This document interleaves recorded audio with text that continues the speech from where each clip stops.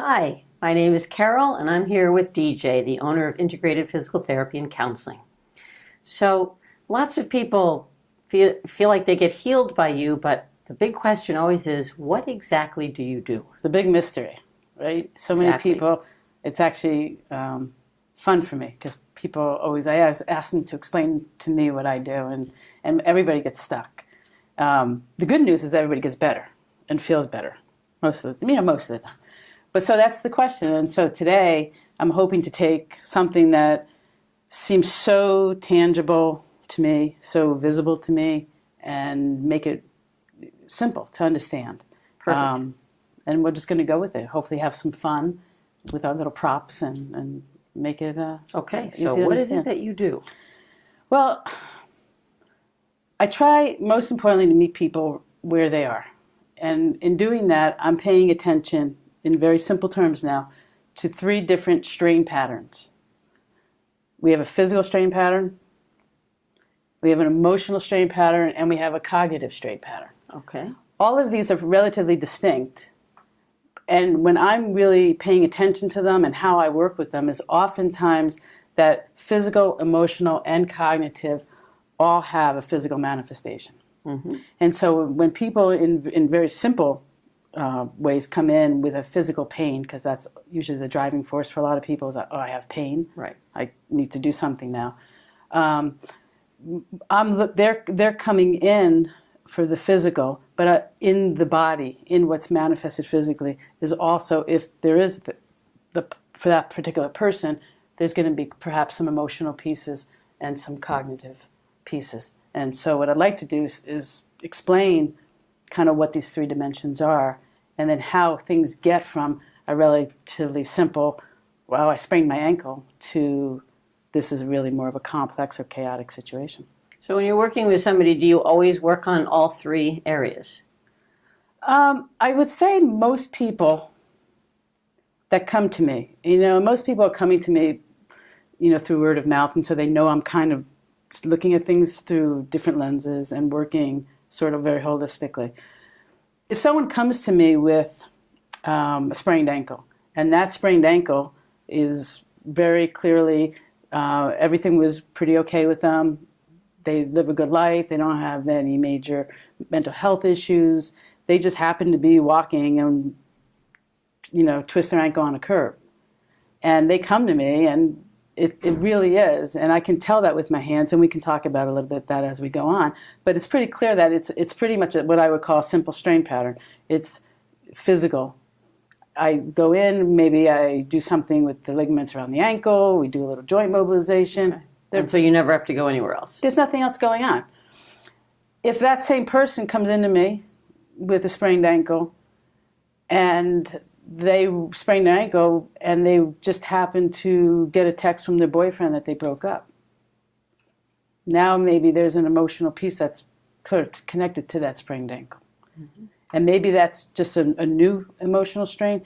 It could be an emotion. Maybe they sprained their ankle when they were 5 years old and had a negative experience, and that gets triggered by spraining their ankle again. And that is so clear in my hands. Mm-hmm. And that's what I hope to really illustrate today, is how clear these strain patterns are. Okay, so why don't we talk about that physical strain pattern and explain to us exactly how that's clear to you? Well, a physical strain pattern, and I'm just going to draw, because these are what I would call the simple strain patterns. All right, so for example, this might be, I think one of the hardest things for people to understand is that our bodies are really with us from in utero to present day.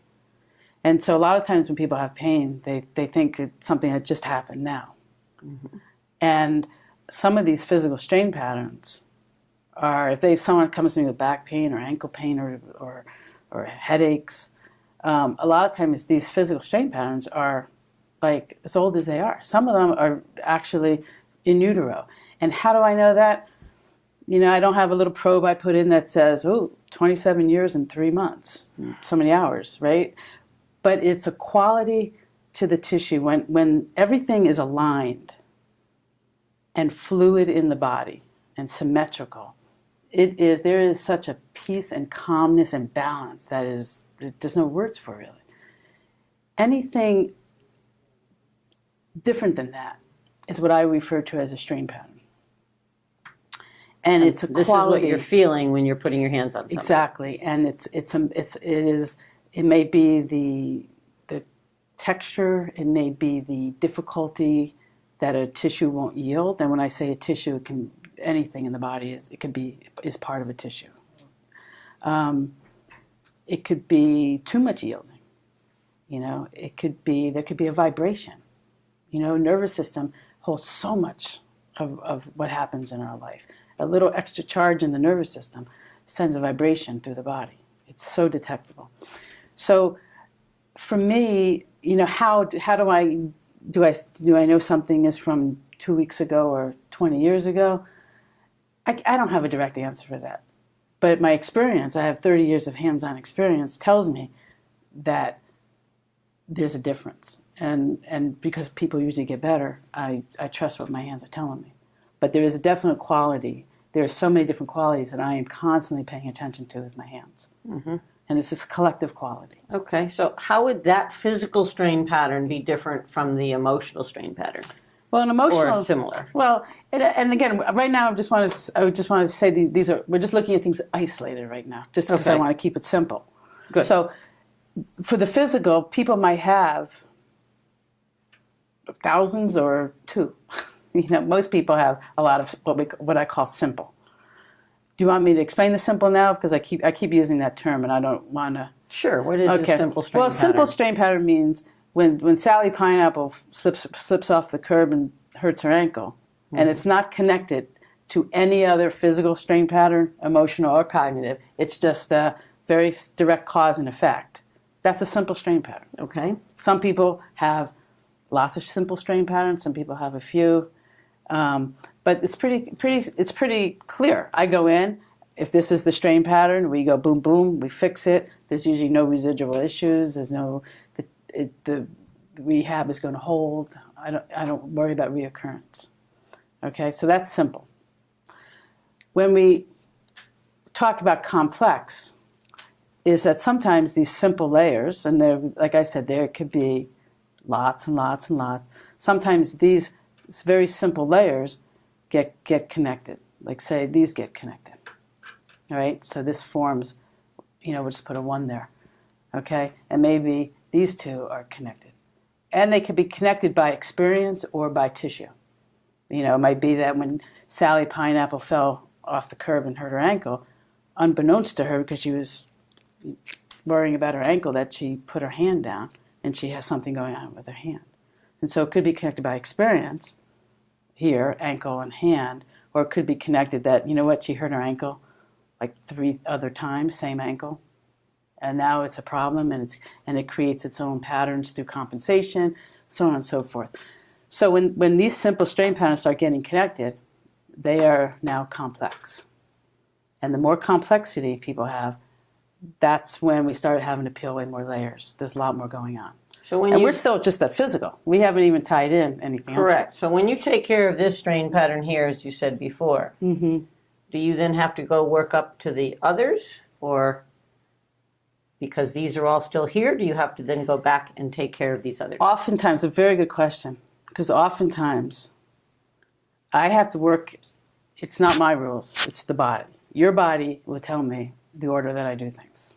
Your body is very, very smart. And it's what guides me. Yeah. Who would have known? Yes. It's what guides me. I don't decide, well, I think looking at you that you did this to your ankle and I'm going to go in and I'm just going to work there. I don't get that choice. I could do that. And trust me, there's a lot of PT and rehab that will go and work on that one issue. That one symptom is presenting itself. And you might get better for a little while, but chances are you're not going to stay better. Because for whatever the reason, maybe it was a long time ago, maybe all the compensations, maybe the re-injury. I have to work on what presents first. And usually, not always, usually that's more superficial, maybe more recent. But that's not always the case. That's just sort of a little bit of a guideline. I can't say, well, I'm going to go right to where you were 2 and you fell. And I'm going to work on that because I have to work through all this other stuff first. Okay. And that's why I tell So people. you have to peel away these problems before you can get to the underlying one, and that might be what's really causing the pain. Right. Good. Right. Okay. And it's what's difficult because people come in and say, well, I just want you to work on my ankle. I'm here for my ankle. Right. And I'm not the one to see them for that because I can't ignore all this because this is all part of what we have to do to get you better. Right. Okay. So let's go to the emotional strain pattern now. Emotional, this is, again, we're going to just do very simple strain patterns. The reality is, we all know what emotions are. We have positive emotions, we have negative emotions, right? Mm-hmm. Right. Usually, and again, this is my laws or my rules, but usually the happy emotions don't cause problems in the body. Right. They just don't. They flow through us, right? They lift us up. They help us move. They don't usually cause tightening, right? Anger, sadness, grief, disappointment, they all have a physical manifestation. Okay. People who feel sad and rejected tend to collapse. That's going to then create a physical pattern in their body that has a vibration of emotion. And sometimes with emotion, depending on what the emotion is, if it's a lot of grief, if it's sadness, if it almost has an empty quality around it. So I may be working on, and I'm gonna come back to that because I don't want to jump too far ahead. So any of these emotions are going to really get hold of the tissues of the body and just really Okay, settle in there. so you talked about feeling vibrations in the emotional strain patterns as well as the physical. Is there a difference to you from the vibrations caused by emotional strain patterns versus those caused by physical strain patterns? Yes. The ones that are physical are, it's hard, it's such a subtle distinction. I mean, we're talking about splitting hairs 1,000 times is the difference here. A lot of times the physical ones have a nervous system quality and oftentimes a sympathetic nervous system. So it's almost like, I don't know, I'm not an electrician, but like a 15-watt bulb versus a 200-watt. I don't know if they even make 200-watt bulbs, but it's that idea. There's more the speed to the vibration, or maybe more amplitude to the vibration based on how much the nervous system is engaged. Muscle tension. I mean, if you held your hand for a long time, you would have a vibration. Right. And nervous system creates muscle contraction. With emotion, it really is going to depend on the emotion, and it's going to depend on, a lot of times with emotion, especially sadness, grief, we tend to wall those off. So there might be a physical, what feels like a physical emotion, strain pattern, vibrating with a vibration, if I can. So it may be that we have this sort of vibration around here, and what we have is sort of inside, we have this emotional strain pattern, and this is going to feel empty. It's going to I don't know, pick up like an empty box or something. I don't know. So there's this mixed quality of vibration and emptiness. Okay. And it's fascinating. It's fascinating. And that's, again, usually when we're getting into some of the deeper, older, sadder. Anger has a vibration all on its own. Because that just creates, like, boom, muscle tension. And so that anger tends to be similar to vibration I'm going to feel in the physical. But it's a little more all-encompassing. Where a physical strain pattern, if I feel a vibration, it could literally be 1 millimeter long. Maybe even less. It could be the whole body. Anger vibration tends to be whole body with an area of emptiness around it. Okay. So it's pretty. So the emotional, it's pretty clear to my hands anyway. Right. Yeah. So the emotional strain patterns will have a physical manifestation. Yes. Fascinating. Yeah. All of these do. Well, yes. Well, the physical's obvious. Physical's pretty obvious. I hope that's obvious. That's obvious even to me. Yes, I hope that's obvious. But to have an emotional strain pattern also have a physical manifestation may be unusual to many people to hear. I think it is hard for people, and I think when people come to me with the good old classic backache, and next thing you know that their tears, or they're telling me a memory that they didn't know they had. I don't know why I'm even telling you this. It's because as these tissues release, they're, it's like, okay, we're releasing this strain pattern. Oops, what's here? Now the emotion is evident. That's there, right? Yeah. And that's hard. Some people are like, you know what, this is what I'm here for. I want to get better. So Other people are like, thank you very much, Mm-hmm. and I'll call you someday. And that's Right. the end. And it's Can you give us some examples of the kinds of physical manifestations that you see of emotional strain patterns that are... It's endless. Anything. Just give us 2 or 3 examples. Headaches. Okay. Headaches, some of this will tie in a little bit better when we bring in cognitive, but headaches tend to be one. Back pain. Okay. There is all kinds of stuff around back pain, from a lot of relationship issues, sexuality, place in the world, how people feel about themselves. Backs are big. Okay. And I'm not even bringing in sort of the complexity of trauma, because that brings in all 3 of these pieces. Okay, and we'll that get to adds trauma in a minute. That adds a whole bunch of other pieces, but anything. I mean, I know that there's some common backs, headaches, stomach issues, digestive issues, big time. But pretty much any physical strain pattern, anything going on physically in the body can have an emotional component. So it seems pretty clear then that people can come in to see you with physical problems, pain, and that you might uncover an emotional strain pattern that they may or may not want to work on. Right. Do people come into you strictly for emotional reasons? At what point you might then find that there is a physical issue that needs to be dealt with that they Great don't question. know about? Super question. Yes, because I'm triple licensed in physical therapy, massage, Right. and mental health. Very unique. And I also do craniosacral therapy. I'm certified in that. It allows me this great sort of domain to do all kinds of amazing work. And the tricky part is I have to know when it's appropriate and not appropriate for different clients. So it's really easier. Most of the time it's easier to work with someone who's coming in for physical and to say, oh, oops, you have some anger here, you have some sadness here. Right, that's pretty obvious in the way you've described it. And some people realize that as we start working with some physical, that there's a lot of emotional manifestation a physical manifestation of emotion going on. And sometimes we sort of take a break from any hands-on work, excuse me, and we go right and we just do some work of the counseling work. Much trickier the other way. I do have people who come specifically for counseling, and that's if I feel like that's a really important issue. If when I'm looking at them and I see posture and I see a movement and that feels like that's really a stuck pattern, or they're having trouble accessing the emotional or the cognitive, then I think I may suggest that. If I feel like based on all their other issues, but depending on what they bring to me, that's an appropriate piece. And that's done in collaboration and all that. Okay.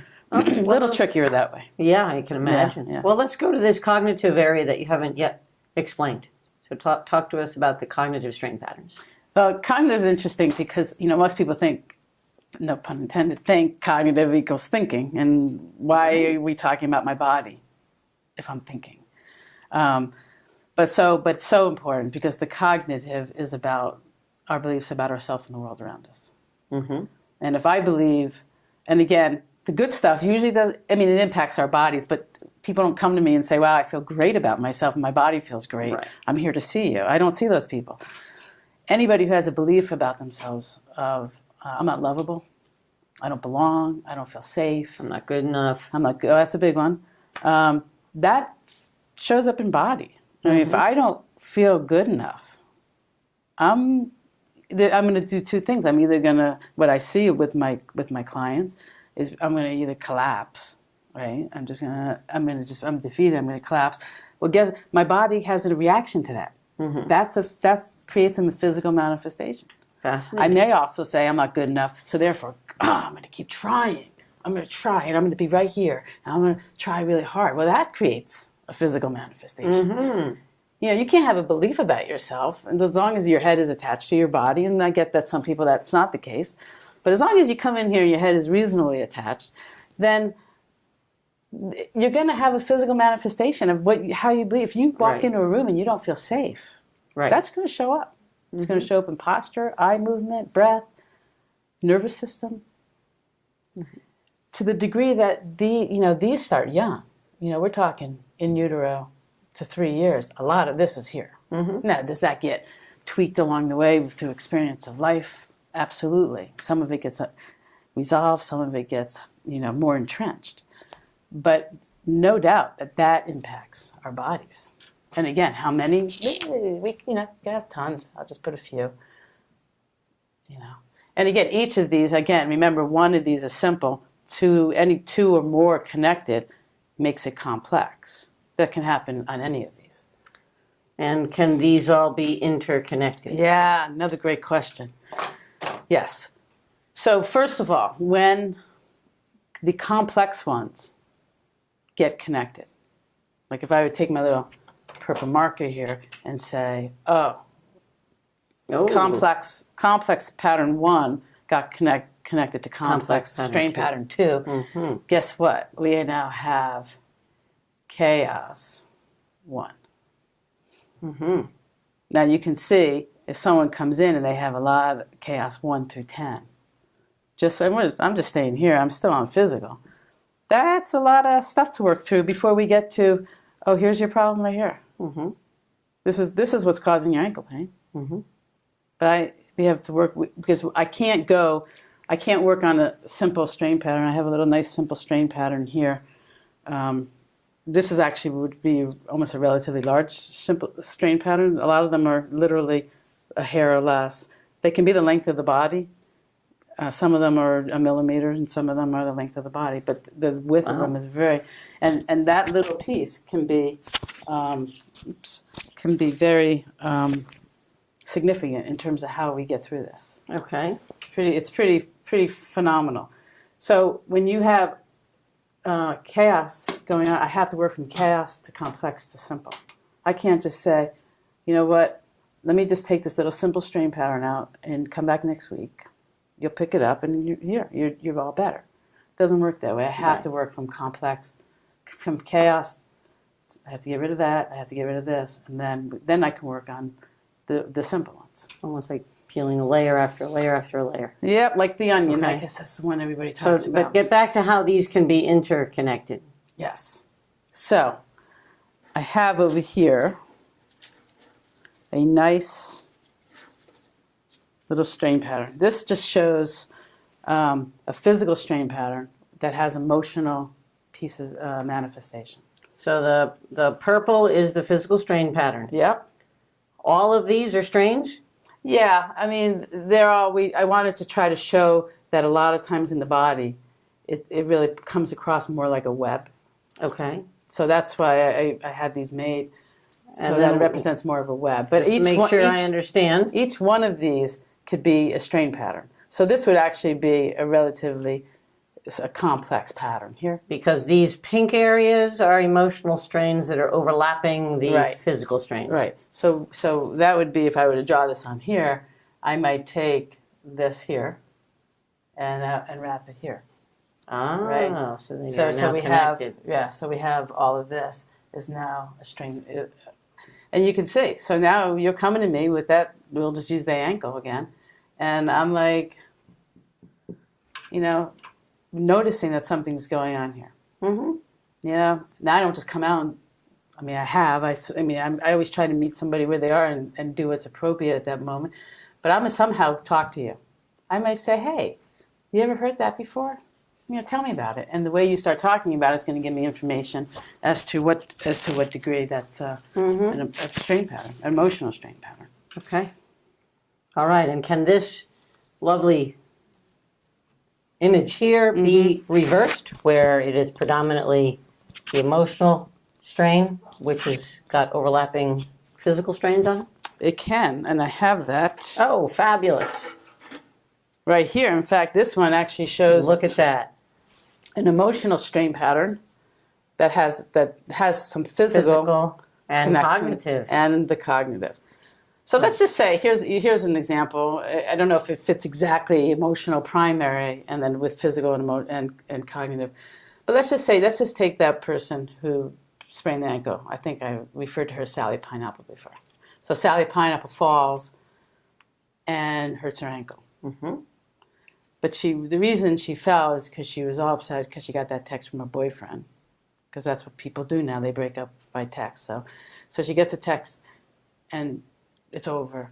And she's all upset. And she's not thinking clearly, and she thinking. stumbles, and she Right. ends up hurting her ankle. Gotcha. So now she has this physical pattern on top of all this emotional upset. Because Right. she's a grieving, the emotions, she's angry, the primary. she's all of this, right? Whatever can kick up. Mm-hmm.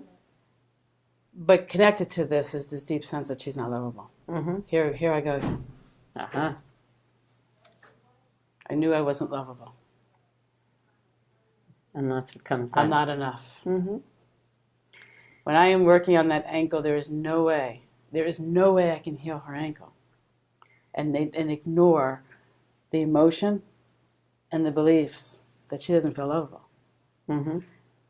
I know people come in and they want me to just fix my ankle, but I can do stuff to your ankle, Mm-hmm. but I can't heal you Right.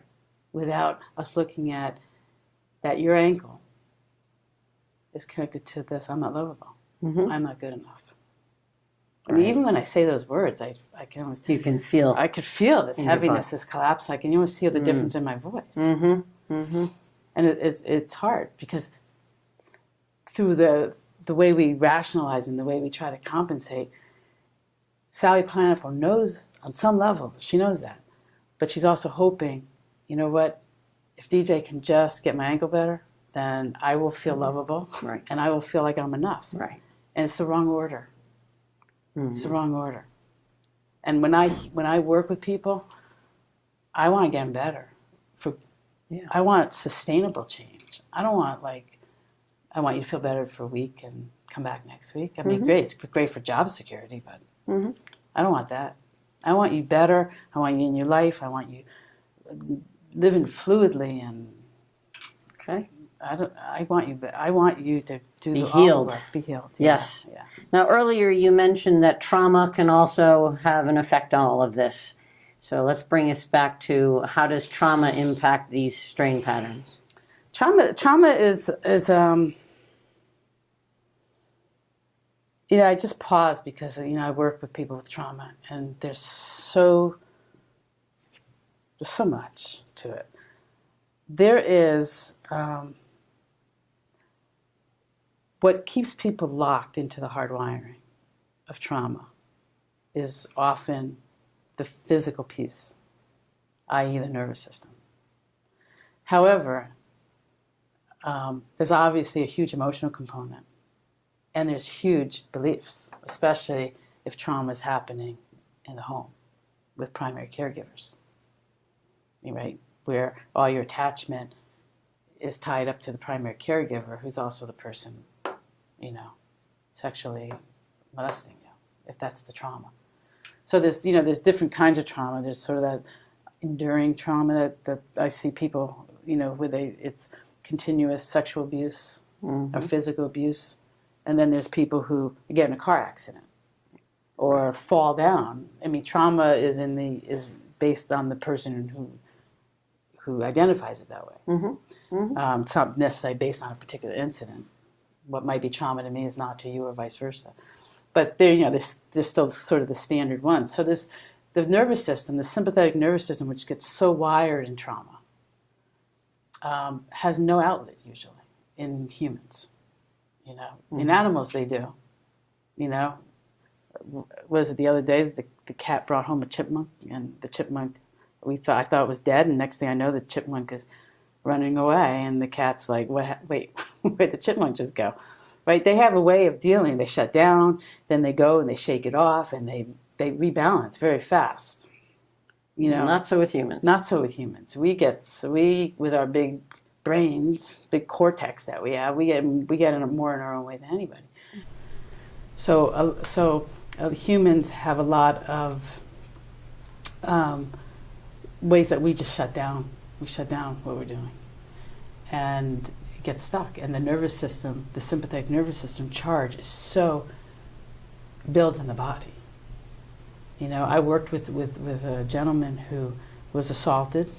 He was randomly on the street, and it was a gang thing, and he got hit, and because I wasn't taking insurance, he went to somebody who took insurance for physical pain, and nobody could figure out what was wrong, and he had all these tests, and as soon as I put my hand, and I didn't know, like when he came to me, I didn't know the whole story. I just knew he had some pain, and I put my hands on him, and as soon as I put my hands on him, I'm like, you know, I hear what you're telling me about what's happening in the pain. But I said, it feels like there's just a different energy. It just feels like there's a nervous system, a sympathetic nervous system charge that's there. Mm-hmm. And then he told me the story. Mm. But he never got to finish the charge. And so that charge builds up. And when that charge builds up, it creates this, what I call this hard wiring. So I talked before about the chaos, right? Mm-hmm. When chaos really the top dog of chaos is when all three of these are really entangled. What I call, that's my word, entanglement. Mm-hmm. When you really see all three of these really entangled. Mm-hmm. That nervous system, when trauma is the piece that really fuels that. That is an amazing hardwiring that is so all-encompassing and really impacts life, really impacts quality of life. Okay. So that would have significant layers to try and get through before you can start taking the chaos and settling it down? Yeah. You have to, there's a whole process for working with that and working with people with trauma and making, a lot of stabilization first. You can't even begin to work with some of this until you start stabilizing it. But, trauma, huge physical, and then also, and obviously the emotional and cognitive. Fascinating. Yeah, so much goes on. There's so much going on, and I'm noticing this with my hands. I'm noticing it. I'm paying attention to everything. So how you open that door and close that door and how you sit down in that chair, I already have a sense of what's going on with you today. So when I come out and I say, how are you doing? You say, oh, I'm good. Oh. I might say, pay more attention to how I'm holding myself. Yeah, I'm watching everything. Yeah. But if I were to go back to our original question, which was, what do you do? And what do you do? Yeah. How do you do this work? And try to summarize this in my own terms, which obviously doesn't have all the elaborate understanding. But now that you've explained this all, it seems that when putting your hands on people, you're actually reading what the body is telling you about these strain patterns that lets you know where you have to go to work on them. Or you might be talking to somebody on a counseling level and be picking up that there is something physical that might also be a part of that, so that you can come at this from either side. Is that correct? Yeah, I'm paying attention to all three of these dimensions all the time. So to the extent that somebody, what door they come to me through, are they coming through the physical therapy door? That already sort of leans us one way. Are they coming to me just through the counseling door? Are they coming to me for craniosacral? But I noticed, and counseling is part of your name, and maybe there's something else I might want to do here. That's usually how they say it. By the way. So all of these are, people are multidimensional. So I'm watching all these all the time. Where I focus is going to depend on what that initial point of entry is. But that point of entry for some people, it may be just we like skipping stones. We're getting right to that piece because it's so palpable. So palpable. They come in and they say, like I had somebody who, a woman who came to me with some leg pain and was really upset about this leg pain, and nobody could help with this leg pain. And within, I think, I want to say minutes, we were into that there was a piece of trauma, old trauma, sexual trauma, that was at the core of this. Wow. That didn't seem at all obvious at first. Wow. And so we were able to kind of really get to that. And So you really provide something very unique that if somebody went to a traditional physical therapist, they might never get to those emotional strain patterns. And vice versa, if they went to a traditional counselor, Right. they may not be picking up on the other aspects. So what you're providing is incredibly unique. Thank you so much for explaining it all. that's my goal. You know, my goal is to get people better. And I think one of the hard pieces, you know, and I just added this question to my frequently asked questions on my website, because I think a question that so many people ask is, I only want you to work on my ankle. I don't want counseling. Mm-hmm. Or I only want you to work on my ankle, not my whole body. You know, Right. that those kind of questions. And so I have this analogy. I don't know, I could call it the leaky bathroom sink analogy. But, you know, I'm sitting in my kitchen and I look up and see like the dreaded brown spot on the ceiling. No one Right. ever wants to see the Right. dreaded brown No. spot on the ceiling, Mhm. right? But I think, you know what, I haven't painted the ceiling in a long time. Let me just go paint my ceiling. And hey, I have a white ceiling For a while. for a while. Right? I took care of that immediate symptom. I said, brown spot, put some white paint on it. It's good. And then a couple days later, I'm sitting there having my coffee, and I kind of look up and I'm like, why is there a brown spot on my ceiling? Now this has been going on a little bit longer, so now we have a bigger problem, right? Mm-hmm. So now I go up there, or I probably don't, I probably get someone to do that for me. But now I have it's not just a brown spot, the plaster is sort of like macerated. It's kind of wet and heavy. Yeah. And I kind of poke at it a little and stuff falls down, and now I got stuff all over the kitchen now. And so now you can see it's kind of more complex now. Right. It's a bigger problem. But hey, I go down to the local independent hardware store somewhere, and I get a piece of plasterboard, get up there, cut it out, put it up, secure it, tape it, get some new paint. You're still not dealing with the leak. But I'm working directly on the ankle. Exactly. I'm fixing the ankle. That's what I'm here for. Right. Fix it. I got new ceiling now. Mm-hmm. I'm proud of myself. I'm happy. I'm dealing with that. Right. And you still haven't found where the leak is coming from, because it's all under this complex strain patterns. But right now I'm happy. I'm having my coffee, I'm reading the paper. And so a few days later, I'm like, oh no.